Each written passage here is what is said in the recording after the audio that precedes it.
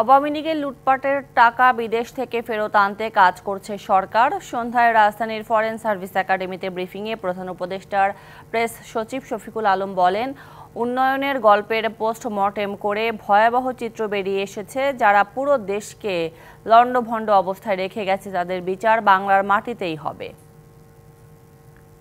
টাকা নিয়ে চলে গেল, হ্যাঁ, এটার জন্য একটা পুরো ইনফ্রাস্ট্রাকচার, কিন্তু এটা আনাটা অনেক সেক্ষেত্রে অনেক লিগাল সাইডটা দেখতে হয়, টাকাটাকে আগে ট্রেস করতে হয় কোথায় যে এটা চলে গেছে। জন্য স্পেশালাইজ গ্লোবাল ইনস্টিটিউশন আছে, পরামর্শ দিচ্ছে যে কিভাবে এই টাকাগুলো ফেরত আনা যায়।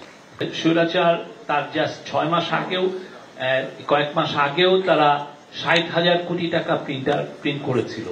হ্যাঁ, তো আমি আমাদের সেন্ট্রাল ব্যাংকের গভর্নর আমাকে বলেছেন ওই পুরো 60,000 কোটি টাকার প্রিন্টিং এর মূল উদ্দেশ্য ছিল এস আলমকে টাকা পাচারে হেল্প করা। নগদের সর্বোচ্চ বার 167 টাকা রিচার্জে পাবেন 1 লাখ টাকা পুরস্কার। আরো আছে প্রতি সপ্তাহে পুরস্কার ও ক্যাশব্যাক।